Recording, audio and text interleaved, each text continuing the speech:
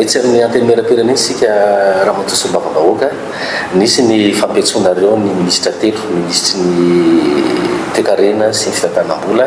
ny ministry ny tontolo iainana ary ny ministry ny raharaham-bahiny ohatrany tsy tanteraka le izy a fa ny tiako antanina hoe inona ny antony saika iatsonareo sy-bavam-bahoaka mpanohatra an'ireo ministra telo milohan'ny amaliko anao aloha zany dia za mametraka ny lalàna zay misy voalazany lalam-panorenana io zany le hoe tsy mba hampiarina na hitsakitsahana foana ary anisan'ny ady ataon'ny fanoherana zany tsika miteny zao hoe mba hisiny ny tantandalàna dia mila manaja ny lalam-panorenana zay anisany nanenjena n'le ina moa zany mpitondra fanjakana tamin'ny hetsika fotsireny ke hoe manitsakitsaka ny lalam-panorenana verimberiny fa zay ihany koa nanisan'le tadiditsika tsara efa nisy motion de censure teo nivony antemera-pirenena tamin'ny mandana teo aloha ary ny mpitondra ny sonim-bavam-bahoaka ny manohana fanjakana mihitsy no navitrika be tao anatin'ny fanaovana le soni le 105 député nanao soni mihoatra an'izay raha moko ny voalazana lalam-panorenana dia mazava tsara hoe indre mandeha article 103 article 102 ny indre mandeha isankin'ny tapabolana farafakeliny dia afaka mampiantso ministra eo anivon'ny antemera-pirenena izahay rehefa mivory dia enimpolo andro zany hoe raha isaky ny tapabolana zany miantso ministra mahavaolana be dehibe zay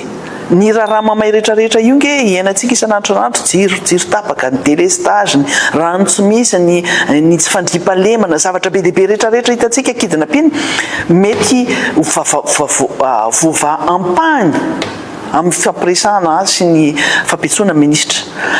raha jana fotsiny zany voalaza na lalam-pandrenana hoe indre mandeha isaky ny tapabolana farafakely miantso ministra tsy voatery izy rehetrarehetra ny tonga ao fa le tsy fanaovana an'izay no mahatonga anay aty amin'ny fanoherana hoe rehefa tsy anao ara ny androm-panjakana ny bromaharitra dia aleo ny fanoherana no isolo vaikanay kalana ampiantso an'ireo ministra reo manidikitika anay ireo zavatra reo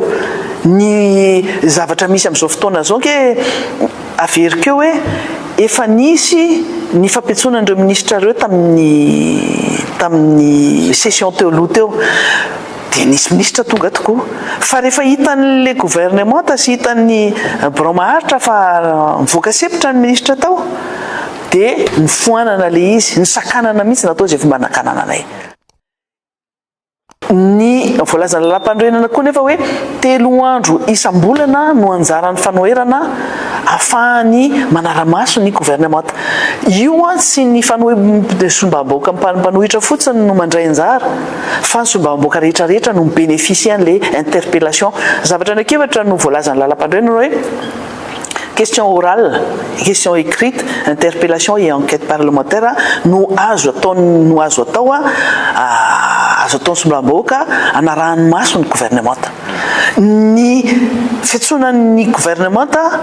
question orale na question écrite réponse izany le ataontsika hoe question réponse fa ny interpellation zavatra hafa mihitsiny tena zavatra précis fanontaniana précis question précise no apetraka fa maninona tsy nasianareo LFR ohatra tamin'ity dia manazava ny ministre ny MEF tsy any amin'ny tatitry ny gouvernement no mivoaka le izy hoe tsy misy LFR amin'ity satria efa mifanojo amin'ny zavatra ny LFR ny zavatra ataon'ny fanjakana ny PGE sy ny sisa rehetrarehetra tsy nefa ianao mahita be dehibe ny zavatra tokony hovaina ao anatiny io nandraraha anatiny ao anatin'ny antemera-pirenena fotsiny ary dia ilana fanovana ny LFR fikitihana ny LFR ny tiako tenenina zany ao anatin'izay hoe raha ohatra ka manaja lalam-panorenana fotsiny antemera-pirenena izay tokony modely amin'ny fanarahan-dalàna dia efa mahavaolana farafaratsy mifantatra hoe zao le sakana dia mba mety misy vahaolana entinay ao anatin'izay fa le tsy mifampiany fa eny ambonina guerre de communication natao tsy mitondra nininona mihitsy io zay le antony satria arovana le gouvernement lasa arovany bromaharitra ny gouvernement satria neverina fa tena hoe nyvolosana fanajana ny lalam-panorenana zay séparation de pouvoir législatif ange mbola tsy azo ny sonim-bavam-bahoaka tsara ny angezan'io fahefanan'ny mpanao lalàna io hoe fahefanangeza be io fa tsy hay ny valeurany dia mampiena ny valeurany sombam-bahoaka sy ny androm-panjakana le izy satria le androm-panjakana tokony hiaro an'le vahoaka satria sombam-bahoaka ny telo amby enimpolo amby zato manana ampifidiny daholo reo misy vahoaka mifidy reo zany mila tsonjovina fa tsy le gouvernement olom-boatendry zay iova atsoatsy na ova resaky ny tsy fantatro rehefa nao remaniement satria misy ministre zay misy ministère mila fanovana mila misy ministre tokony hovana ho an'ny ministre ny environnement zao inona zany zao ny interpellation saika ao ataonareo mpanohatra efa misy zavatra question mipetraka tany ananina tany zany mipetraka atao fa ny zavatra raharaha mafana am'izao tsika miteny zao dia miresaka base tuleare io moa zany hoe base tuleare satria io teny anglisy le izy fa tamin'ny fa nisy fineniny angano io nge tany amin'ny tuleare santsy fa rehefa lasa ny australiana dia vidiny américaine io dia lasa intérêt américain na dia hoe orinasa américaine fa tsy fanjakana américaine kanefa hatramin'izay nalany ny président Donald Trump teo dia lasa mitety an'izao tontolo zao amin'izay toerana misy an'ity terre rare ity zany ny américaine tafiditra ao anatin'izany zany tsika Madagasikara amin'izao tsika miteny zao misy fitrandrahana terre rare hafa efa ela tany amin'ny faritra maro samihafa tany zay tsy niresahana tamin'ny mandany teo aloha teo moa zany tany amin'ny faritra varatra iny ny sombam-bahoaka tany dia miresaka an'io foana amin'ny temeram-pirenena hoe fa ahoana ty resaka fitrandrahana terre rare any tany faritra varatra dia ahoana dia mandeha indray zao dia hoe misy ko any misy toerana maro reto Madagasikara fa tsy io any Tuliara io fotsiny fa io manitona ny saintsika rehetrarehetra satria misy solombavam-bahoaka manao ny asa maha solombavam-bahoaka anazy député cité mi-interpeller mi-communiquer be mihitsy par rapport amin'io satria miaro an'le vahoaka izy resaka tontolo iainana tafiditra ao anatin'izany ny resaka rena-kibon'ny tany tafiditra ao anatin'izany fa ny fanjakana ny tompona andraikitra voaloha satria amin'ny fanjakana ny tany ny arena ambanin'ny tany na dia orinasa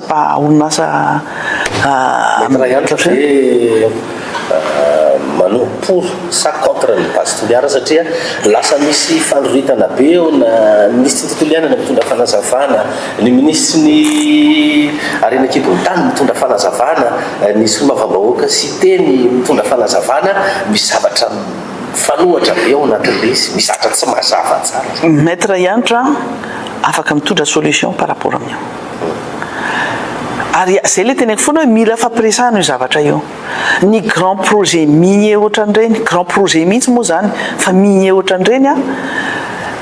misy foana ny olana zay mitranga zany satria ao anatin'izay misy ny resaka politika iny hafa esoritsika kisakitsika ny resaka politika aloha fa ny resaka ara économique ny resaka tontolo iainana ny resaka social ny resaka be dia be ao anatin'izay mila fantarina aloha inona tsara inona ny tombontsoa ho an'izy le tombontsoa io mihitsy ny mitondra anazy ho an'le firenena inona ny tombontsoa ho an'ny firenena inona ny tombontsoa ho an'le vahoaka ahoana ny resaka tontolo iainana ao anatin'izay ka raha resaka tontolo iainana angambany za sady membre ny commission environnement anisan'ny azoko atao hoe anisan'ny mahay lalàna makasika sy ny momba ny io resaka lalàna makasika ny tontolo iainana io afaka miresaka io resaka projet minier io ihany koa ny grand projet ohatran'ireny tsy maintsy misy foana ny tsy fitovik-hevitra ary misy débat be ohatran'io tsy resaka vola 180 millions de dollars no enjeu fotsiny ao anatin'io fa mihoatran'izay fa misy famaizana ihany koa mpitondra fanjakana zay ilaina amin'izao fotoana zao hoe mila vola fa ny volonté aloha volonté politique mpitondra fanjakana ao anatin'izay hoe atao hoany fotsiny izy na dia misy zavatra sacrifice be dia be atao raha ao anatin'izay zay no takinan'le hoe mila atao mangarahary anke tsy eny ambony latabatra na eny ambony télé no resahany fa mila descente any amin'le toerana descente sur terrain na fitsarana raha manao an'izany rehefa misy zavatra manalasala dia manao descente sur terrain mijery maso ny zavatra misy marina fa tsy hoe eny ambony télé no miteny hoe mamoaka ny andaniny hoe ty feno baobab io a 3000 hectare milasany bastuliara dia baobab daholo ny ambony io ao amin'ny rano be ny ary amin'ny akilany indray miteny hoe tsy voakitika mihitsy io fa ny resaka environnement resaka environnement hoe Madagasikara ndraika tokana maneran-tany tokana matany ny zava-maniry eto sy ny zavatra ny faune et flore eto Madagasikara ary io resaka baobab io a valo ny karazana baobab ao anaty eto maneran-tany anankiray ihany no any Afrika fa ny anankifito eto Madagasikara ary ny resaka baobab resahana hoe firenena Madagasikara zany ny anankifito fa misy koa mbola région hoe endémique amin'ny faritra anankiray ny baobab dia ireo baobab ireo miteny hoe endémique any amin'iny faritra atsimo iny tsy ahitanao vao miakatra ny sakara ianao zako moa zany anatin'ny sehatra ny tourisme ihany koa mampatatra tsara raha vao miakatra ny ambonin'ny sakara ianao zany sakara makatia dia tsy mahita baobab intsony ny amin'ny sinoa sy ny japonais keny tena tian'io baobab io ary mandany vola tena tsy forona izy tonga ty Madagasikara hijery baobab fotsiny isika nefa ampandrosiny tourisme anisan'ny mampandrosiny tourisme anisan'ny resaka attraction zavatra tongavan'ny touriste eto amintsika ny resaka baobab dia hoe fitrandrahana ve hopotehana daholo ny baobab ve sa atao zao tsy manimba tontolo iainana izy fa ny fahantrana ny ministra aloha zany ministra ny tontolo iainana dia anjara ndraiky ny voalohany miaro ny tontolo iainana fa tsy miaro ny fitrandrahana satria manimba ny tontolo iainana ny fitrandrahana fa averiketo hoe mila firesahana aloha tsy maintsy pesena pour et contre ina ny avantage ina ny inconvénient amin'io tsika ve hiaritra eritrereto fotsiny hoe ny japonais fotsiny resahantsika eto mampiditra vola devise ao anatin'ny kitapolam-panjakana ny japonais sy ny sinoa rehefa matonga ty manao tourisme fa vola be tena afaka mampiditra devise be dia be dia hoe iza ny vola be dia be kokoa azotsika ao amin'ny fitrandrahana sa ny fanombanan'le zavatra ampandrosoana ny ina moa zany fizahatany dia androana ve hiteny aminareo hoe pour na contre fa arakaraky ny zavatra fantatro no afahako miteny an'izay eto aloha tsy mahay mbola nahita ny cahier des charges final mbola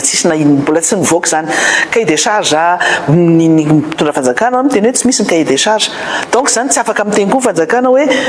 misy tombontsoa be ao antsika ao anatin'io fitrandrahana io inana ao anatin'ny cahier des charges aloha fanajana ny tontolo iainana ny fitrandrahana mahatonga hatramin'izao ny taona fotsiny fantatra hoe firy taona ny hitrandrahana an'io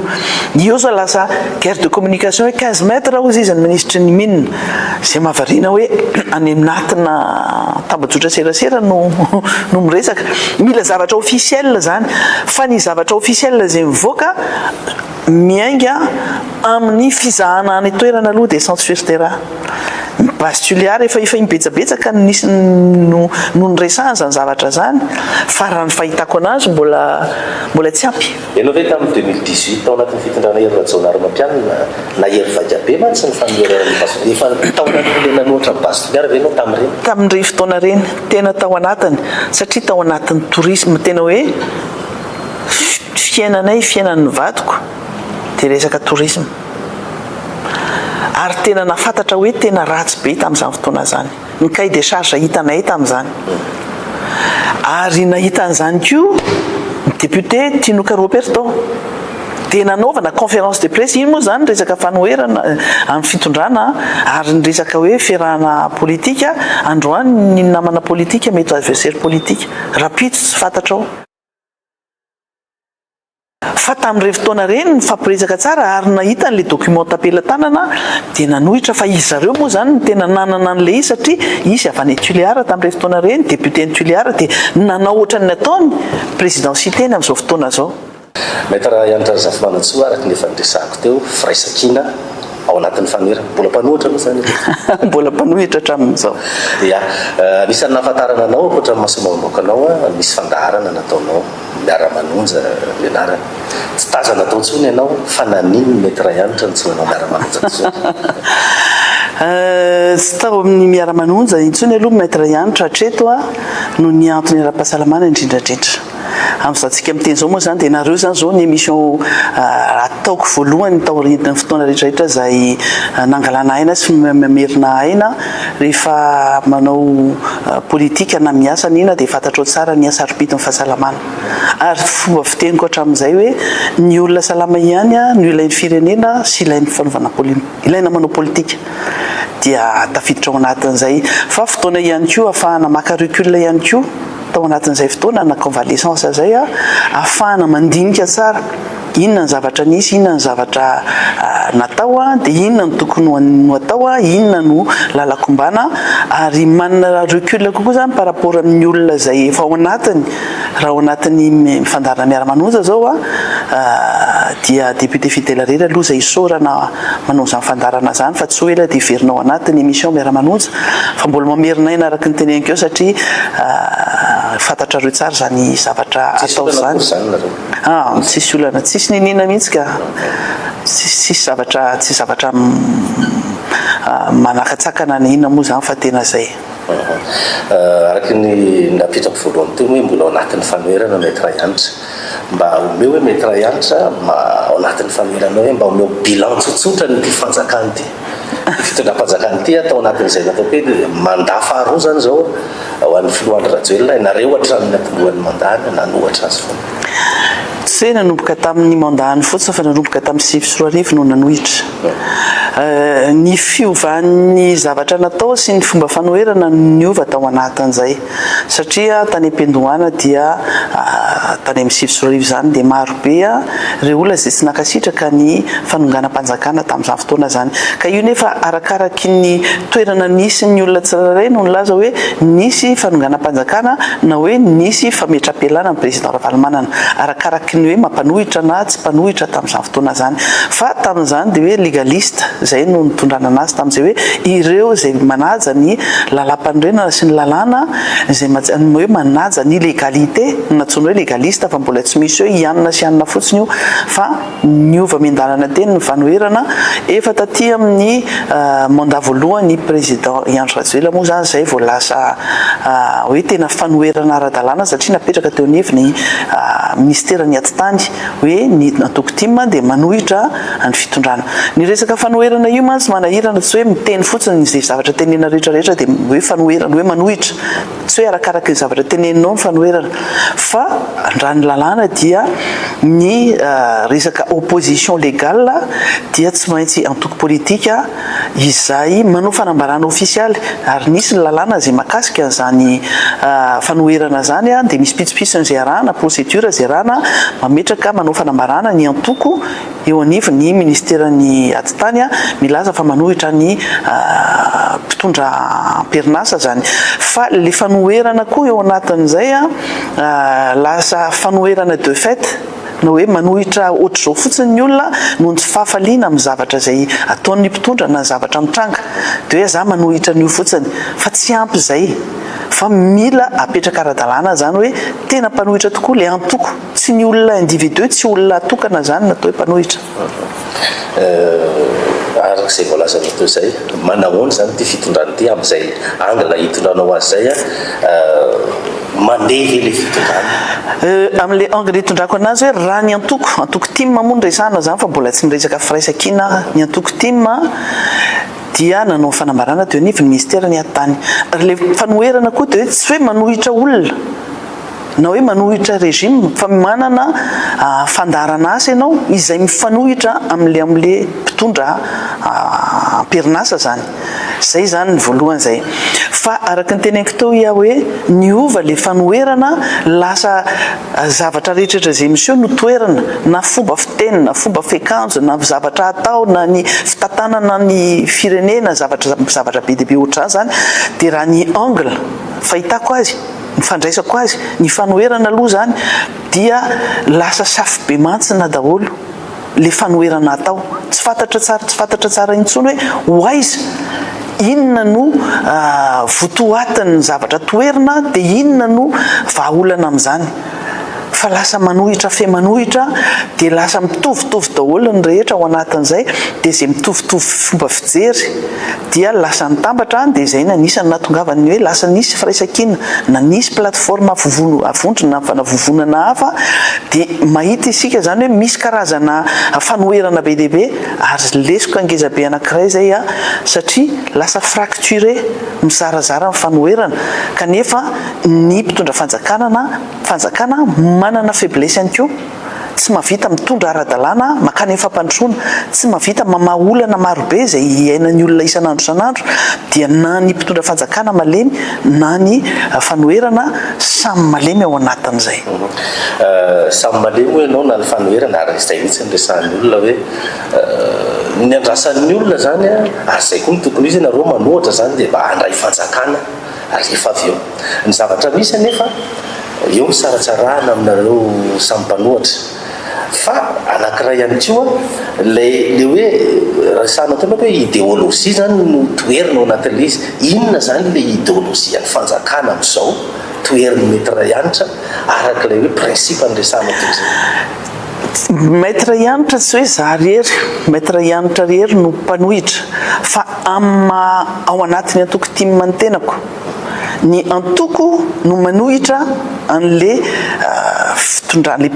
le fitondrana fa tsy le mpitondra koa satria raha voaresaka olona samy olona le izy dia tsy mety tsy izay le izy ary averiko foana za hoe inona le zavatra toerana tsy mitovy fijery amin'le mpitondra fanjakana amin'ny fomba fampandrosoana ny firenena zao tafiditra ao anatin'izany zany ny antoko timy hoe ny resaka bonne gouvernance izay hita ny antoko timy fa tsy hita any amin'le mpitondra fanjakana tsy misy bonne gouvernance tsy misy transparence tsy misy na programme io zany ohatra hoe politique générale de l'État le PGE le resahana foana zay apetraky ny mpitondra fanjakana any anivon'ny conseil des ministres namoahana metrahana zany dia hita amin'ny le hoe mise en œuvre programme de mise en œuvre amin'izay le ny gouvernement tany manatanteraka an'izany reny zavatra pitsopitsony ao anatin'ireny misy zavatra tsy mifanojo amin'ny fomba fijeriny aty amin'ny antoko dia mitovy hevitra amin'ny antoko ianao fa tsy ianao hoe anao volo manorandrana na hoe anao maninga anao anatiny tsy mety zany fa ity zany ligne générale any antoko dia le izy moa ny antoko politique de Madagasikara sarotra be mihitsy ny miteny hoe ina moa ny idéologie nareo raha samy antanena daholo ny antoko satria tsy mbola nizarina an'izany isika zaho nianatra nanao science politique fa ny science politique zay ny anarana sy ampiarina sy hoe hita hoe ao anivony politika zay atao misy elanelambe fa lasa zavatra ohatran'ny hoe zavatra superficiel zany na ny mitondra fanjakana na ny mpanohitra zay foana feriko foana zay zavatra zay anisan'ny tao anatin'ny etsika fotsinareo ary teo moa zany niteraka ny firaisan-kina atao niteraka ny collectif le candidat raiky ambin'ny folo atao anatin'ny etsika fotsy isan'ny voizinareo moa zany tao anatin'izay ny hoe tokony tsy mahazo milatsaka ny filoham-pirenena amin'izao satria mizaka filoham-pirenena frantsay io CNI io tsy atokisana koatran'izay ny fomba hitantanana fifidianana amin'ny ankapobeny teto Madagasikara tsy natokisanareo nandeha ny fifidianana filoham-pirenena nataonareo le etsika fotsy fa rehefa taty amin'ny fifidianana solombavam-bahoaka nilatsaka indray nareo nefa le lalam-pifidianana tsy nekenareo ihany ny mbola nilatsahanareo ary nadatsaka be ny tanana ihany koa raha resaka etsika fotsy araka ny teneniko teo ia hoe misy fanoherana de fait zany hoe miaraka manohitra amin'le fotoana sy par rapport amin'ny zavatra zay mitranga zany par rapport amin'ny zavatra nitranga tamin'ireny fotoana reny samy nahita daholo tsika fa be dia be ny sosikevitra ny hevitra tao anatin'izay fa ny tambarany rehetra dia zao nilatsaka daholo ireo candidat raiky amby folo tao anatin'ny etsika fotsy candidat officiel daholo reny na teo ara ny fanakianana an'ireo lalam-pifidianana zay niseho na teo ara ny fanoherana hoe nakiny zaka ny zoam-pirenena frantsay ny filoha ankehitriny ary tamin'izy mbola filohan'ny tetezamita no nangataka an'io nationalité frantsay io ny lalàna frantsay amin'ny mampahalalana kirakira lalàna ny tenako dia hoe rehefa manolatsaka rehefa mangataka azom-pirenena vahiny ianao a ka ianao nefa tonga taona majeur dia very ny zom-pirenena anananao zany. Reny zavatra reny no nitenenina sy ny voizina tao anatin'ny nanaovana ny hetsika fotsy fa tsy tokony adinoina ihany koa nefa ao anatin'izay fa efa candidat officiel daholo ireo rehetrarehetra zay tao anatin'ny hetsika fotsy. Tsy nisy mihitsiny hoe nafahana nanova ny lalam-pifidianana na nanova lalàna inona tao anatin'izay fangatahana sy ahoana moa zany tsy fangatahana akory any moa zany fa hoe fanakianana ary etaeta ny fanovana n'ireny lalàna reny zay tsy vitany avy taty amin'ny fanoherana taty amin'ny fanoherana mihitsiny zany satria ianao rehefa mitondra fanjakana na tamin'ny fotoananiza na fotoananiza rehefa manana pouvoir ianao dia manao an'izay tianao atao satria ilay vahoaka mbola sy voataiza ao anatin'izany fanoherana zavatra tsy mety ohatran'ireny. Ny tsika amin'ny fanoherana eto Madagasikara dia mbola hoe midina an-dalambe dia manongana zay zany le tanjona zay mihitsy le izy ary izay tsy toviko hevitra amin'ny hafa aloha ao anatin'izay zay le hoe mamaître Iantra légaliste am satria misy zavatra tsy vita fotsiny ohatran'izao za ve nanohitra ny zavatra nitranga tamin'ny sivy sy roa arivo hoe fanonganam-panjakana tsy nety ny processus nazahoana angalany ny zareo fahefana reny dia amerina zavatra ohatran'ireny zany zao izy tamin'ny 73 député zavatra hafa mihitsy no nidinana teny an-dalambe ary tsy hoe nanongana nandeha nanala olona tany amin'ny lapam-panjakana zahay fa nandeha natondra ny requête teny anivo ny HCC zany hoe nanaraka lalàna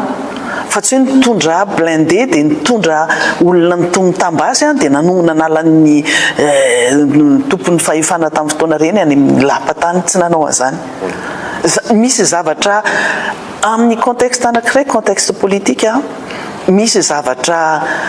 paramètre zay tsy fenina hoe condition tsy réunie fa raha ny tena hoe raha hoe olona mieritreritra sy olona manaja ny lalàna sy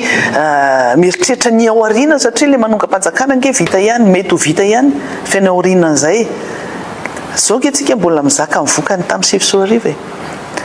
dia anao an'izay kanefa rehefa ny hevitry ny olona rehetrarehetra zay miresaka sy nasany aty amin'ny fanoherana na ny ao anatin'ny mpitondra fanjakana koa ary satria ireo misy miresaka fampiresaka aminay ihany koa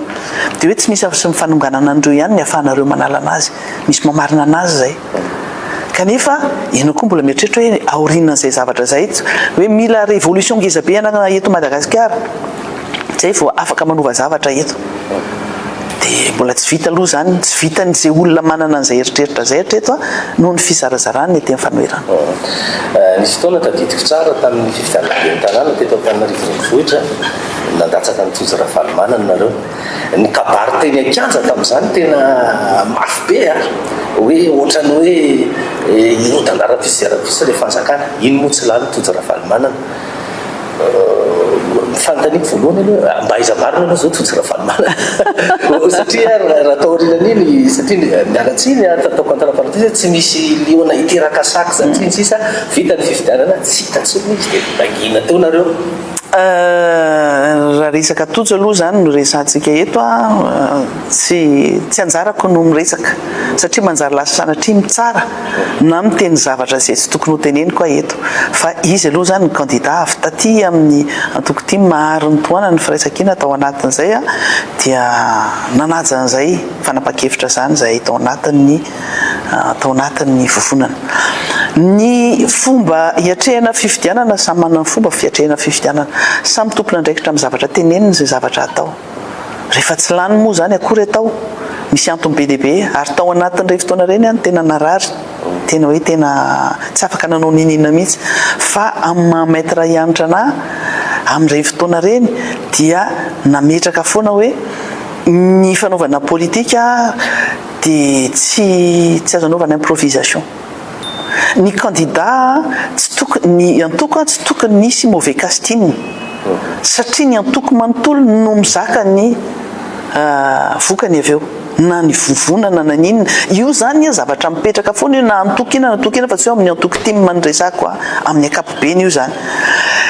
ny casting ny fisafidianana candidat anankiray dia tokony misy fepetra be dehibe reto ray roa telo efatra be dehibe fa ny tadiavina rehefa milatsaka dia hoe ny andresy dia maka ny ato rehetrarehetra zany ataonao aty amin'ny côté anao ahafahanao mandresy fa raha vao misy anankiray na roa fotsiny tsy tanteraka ao anatin'izay dia efa eny-am-piandohanao dia mahafantatra hoe tsy tafa zay le natonga nametraka an'le fanontaniana mantsy dia hoe nareo zany rehefa miresaka ambony plateau mikabary dia ohatrany hoe anao zavatra fa any amin'ny action ohatrany tsy hita misy masamy tena nareo mpapirisika fotsiny fa rehefa tena tonga ny zavatra tsy hita remetra ihany maître ianitra aloha hitanao foana tamin'ny zavatra rehetrarehetra ary rehefa convaincu resy lahatra amin'ny zavatra ataoko dia hita foana hoe iny aloha larana fa raha misy zavatra tsy maharesy lahatra nafa say natao fotsiny ny olona resy lahatra no afaka mandresy lahatra ny convictionko no entiko ho an'ny firenena za aloha voalohany indrindra dia mijery firenena mijery vahoaka fa tsy mijery intérêt particulier na hoe intérêt-na olona vitsikely aloha ka raha misy zavatra atao averiko foana hoe raha milatsaka ho solombavam-bahoaka dia nanao izay fomba nampalany ahy solombavam-bahoaka miaraka amin'ny antoko na miaraka amin'ny fondrona izay misy ahy fa misy mbola particularité izay entiko amboniny izay zavatra hoentin'ireo antoko ireo raha ilatsaka ho fidiny ianao dia ianao hitan'ny olona rehetrarehetra ahary mandrisy lahatra ny olona manana ny style dia izay style ny totsy raha valomanana fa hoy aho hoe izy no afaka amin'ny fotoana androny rehefa mety tsy fantatra hoe roviana mety afaka hipampiresaka amin'izany any aoriana any dia izy no manazava hoe izao nge ny zavatra nisy zao fa be dehibe koa nefa ny sakana natonga anazy tsy nafanihetsika koa tao anatin'izay be dehibe araka lalàna eto amintsika dia manana hiditra kely eny amin'ny antenera-pirenena omeny lalàna fahefana zany ianareo mpanohatra ametraka ny filoha-lefitra fahafito eo anivon'ny antenera-pirenena ny andrimatositeny Randriana Solonaiky moa zany napetraka roa teo misy olo mavoaka namanareo nefa milaza ndray fa tsy mila siteny amin'ny fotoan'andro ahoana ny fandraisan'ny maître ianitra zay afapo ve anao amin'ny fametrahana an'io 7e vice président ny assemblée nationale ny teny hoe afapoa na hiteny hoe tsy afapoa anarery zay aloha zao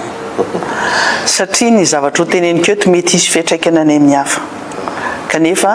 mila firaisan-kina mila solidarité izay rehetrarehetra logiquement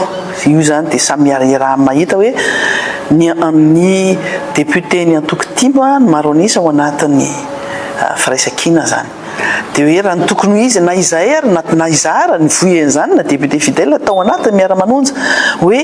tokony député tima no 7e vice président logika be zany zavatra zany satria tamin'ny fotoan'androny ny lalàna makasika ny zavatra voalaza ny eo lalam-pandroenana sy ny ao anatiny ny fitsipika anatiny sy ny lalàna ny fiain'ny antemera-pirenena nge nametraka an'io 7e vice président io foana ary mbola tsy nisy ny firaisan-kina tamin'izany fotoana zany fa mbola antoko fotsiny no resahana dia tsy nomenanay mihitsy io efa 3e mandat zao efa trany amin'ny voalohany no efa hoe misy an'io ary nisy an'le lalàna makasika ny fanoherana nametraka an'izay hoe manana anjara toerana filoha-lefitra anankiray ny fanoherana dia farafahakeliny anankitelo ny filohan'ny commission vaumière zany tamin'ny andro ny président Christine Razanamahasoa dia nomeny anay le vaumière fa tsy nomeny anay le 7e vice président satria le 7e vice président tsy izy rery ny manapaka na hoe afaka nanapaka zany hipanina Christine Razanamahasoa fa tsy maintsy nisy fiarahana tany amin'le mpitondra fanjakana sa tamin'ireny fotoana reny izy mbola maka ny consigne rehetrarehetra any amin'ny présidentny république tamin'ireny dia io zany hoe tsy omena mihitsy kanefa zay tao anatin'ny antemera-pirenena efa nametraka hoe manaraka lalàna fotsiny tsika dia fa nisy ny fifampiresana tao anatin'izay omena ianareo ary io ary zay ny anisan'ny antony na tonga ny Christine Razanamahasoa lany zato isan-jato tao anivon'ny antemera-pirenena fa rehefa nandeha moa le resaka zany dia tsy nomena indray le 7e vice président fa le président na commission no nomena fa rehefa mipetraka indray ny firaisan-kina dia mandat vaovao indray nitondranay a dia niraisina amin'le angle mahafiraisakiny io zay le teneko za hoe sarotra miteny hoe mahafapo sy tsy mahafapo fa misy mamarina anazy sy madiso anazy daholo le zavatra rehetrarehetra fa ny contexte politique no natonga ny sy tendrindreny soloniaiko a ho septième vice président satria izy a co-président firaisakina ary indrindrandrindra hoe nametraka tao anatin'ny firaisakina hoe misy équilibre ny atsika mbola zay ny politique atsika zany hoe avy eto ampovoatany sy avy any an'indrana de mieux placé kokoa izy mena an'le toerana manao ny asana septième vice président izy ao anatin'izay fa ny ao anatiny akio mbola misy ihany koa hoe tsy manaiky an'izay satria mbola mifampitaiza sy mifandresy lahatra satria izahay no nanohitra teo nanomboka tamin'ny sivy sy roa arivo za moa zany tanareo foana teo foana dia nanamanareo fa maninony ianao no manaiky toy za hoe tsy question na manaiky na tsy manaiky io fa raha tsy manaiky areona dia andehidina eny an-dalambe teny hoe tsy akaiky io sa makany ampanao gazety miteny hoe tsy akaiky io kanefa rehefa nitenena hoe zao ny zavatra misy a ho an'ny intérêt an'le firaisakina ho an'ny intérêt an'ny fanoherana dia manaiky tsy voatery mitovy hevitra daholo nefa zay rehetrarehetra ho anatin'izay fandrisy lahatra misy fivakevitra teorina rehefa misy paramètre miova dynamique zany politique tsy figé mety raha ihatra zany tena resy lahatra fa malemy nareo fanoherana resy lahatra fa malemy fanoherana inona ny tokony ataonareo fanoherana raha sosokevitra zao satria raha firenena tiana androso zany mila mpanohatra matanjaka ny fanjakana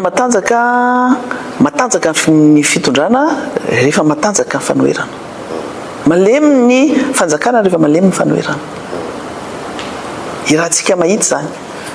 dia mila samy manova ny fomba fanao zany ao anatin'izay ary tsy azo izany ndray zany maître Ianitra ny voy foana hatramin'izay hoe ny fampiresahana aloha fa rehefa efa tsy misy intsony ny fampiresahana moa zany dia miditra amin'ny herintsika ohatra ny any fitsarana io hoe raha mbola azo atao na tamin'izaho mbola miexercer mampisolo vava raha mbola azoko atao mandamina manao alamiable ny raha rehetrarehetra izay manahirana tena hoe tena indraindray izy tsy zaka ny client anao dia zany nametraka hoe vaut mieux ina moa zany aleo manao fandamina na ratsy ara le fandaminana toy izay un bon procès hoe tsara be le satria indraindray ianao ohatra hoe mitaky vola amin'ny olona dia gadrainao io olona io dia any le olona migadra ela be any ny volanao tsy azo le olona mivoaka ihany avy eo misy misy zavatra tsy azo le ferina hoe resaka viol na viol anankizy indrindrindrina famonoana olona zany indray tsy anaovana lamiable fa isika malagasy na sotoavina malagasy na ny any ivelany ihany ary raha mitapina ny maso mitapina ny sofina tsy mifampiena tsisy ninina zavatra ho vita mihitsy eto dia na tsy misy raha tsy misy ny fampiresahana za mbola mivéhicule hoe fa manina moa tsika tsy afaka mifampiresaka na mpanohitra sy mpitondra satria ny antony dia izao miandro ve tsika ho potika daholo ny zavatra rehetrarehetra na hoe miandro tsika hoe anao fanonganam-panjakana dia izy faty olona be dia be mety solution zany ozy izy ny namana sasany hoe aleo tsika hanao révolution dia misy faty olona be dia be dia départ à zéro daholo dia mandamina dia alamina daholo mihitsy ny domy rehetrarehetra zay vao miverina makany fa matoatsika nisan'ireny hoe nandeha accord de Maputo Addis Abeba unité zao Afrika rehetrarehetra zao ankeitsika tamin'ireny fotoanandro ireny tsy maintsy nisy ny fampiresahana tsika zao zany zao dia mahita samy be marenina ary tsy mifampieno fa raha ny zavatra teneneo anatin'ny miara-manonja no raisy ny mpitondra fanjakana be dia be ny ahafahana mamaolana eto amin'ity firenena ity fa raha vao hoe ay delona kely député fidèle maître Ianitra no miteny tsy te lalandreo zay tsy mena misy mieno any ao anatiny ao misy mieno ao anatiny ao fa atraiza le fandraisan'le tena tompona ndraikitra n'le zavatra tenenina satria misy zavatra mamaolana io ary indraindray azahoanay tsiny hoe nareo mame sopapa fa tika firenena iombonany ity tsy fantatra roviana ny fanoherana roviana vo azo fahefana ny objectif dia hoe aka fahefana ny antoko politika atao aka fahefana fanoerana atao anova zavatra eto amin'ity firenena ity fa tsy hoe manohitra ela fa ela zay manohitra zay ho an'le manole miteny hoe manao traversée du désert reraka be ahoana moa no tokony ho kivy ianao ve mitarika olona sy manana hevitra hoentina manana sosikevitra ary manana vahaolana hoentina dia apriminao rery any aminao ihany ny zavatra zay aleo izaraina le izy dia raha samy manao an'izay daholo fa mitomboka aloha hoe andao ara jerentsika ohatra ny resaka bastuliara io zao nge mbola resaka guerre de communication atao e fa io rehefa tena hoe andao ara ambony latabatra boribory resantsika rehefa aveo zay resaka le accord-ny Maputo sy ny sisa ianao misy vondron'olona am'izao lasa mivoy an'iny indray hoe be dia be ny zavatra tsy tanteraka atao anatin'ny accord Maputo iny tsika nefa zao efa teo foloherana zao naramampiana efa mandafaharoa indray ny filoandrazela tsy efa zahatra défasé ve za resaka Maputo iny feuille de route iny ny accord de Maputo sy Addis Abeba mbola manakiratra amintsika miteny zao satria zavatra ny soniavina aloha ary le acteur mbola mitondra fanjakana amin'izao fotoana zao hoe anisan'ny acteur principal Andriamatoa Andry Rajoelina mbola velinaina président Marc Ravalomanana ny anankiroa moa zany fa misy efa maty zany président anankiroa fa misy olona izay nanao engagement nanao sonia tao anatin'izay raha mbola velinaina ianao fa indrindrandrindra hoe ny feuille de route zay resako eto za zany anisan'ny actrice ao anatin'iny actrice tao anatin'ny accord de Maputo Addis Abeba nahita zavatra de A à Z fa nampidirina ao anatin'ny ordonnancement juridique ny feuille de route tiako tenenina amin'izany hoe miditra ao anatin'ny lalàna manankera eto amin'ity firenena ity tsy misy mihitsy miabrogena hoe foana ny feuille de route ka tsy azo tanterahana intsony fa mbola misy mbola andininy maromaro tsy nitateranao reny nefa anisan'ny mamaolana koa fa nataterana zany fa tsy azo anaovana hoe apodongerina be fotsiny hoe tsy atao fotsiny zavatra zao fa anisany mamaolana satria raha politika nge nivahana tao anatiny iny tsy misy afa-tsy zay reny no anisany hoe andao ara mbola misy pispisiny tokony tanteranao ny indemnisation ny victime ny reny tsy 2009 fotsiny fa hatramin'ny 2002 nisy asa zay nataony CFM iny moa zany CFM teo lotsony mbola eo ny CFM fa le nitondra tamin'ireny fotoana reny efa projet daholo fa efa nisy asa natao tao nisy miandry décret fotsiny efa tonga tany gouvernement zay premier ministre tsy niovatra amintsika miteny zao reny décret reny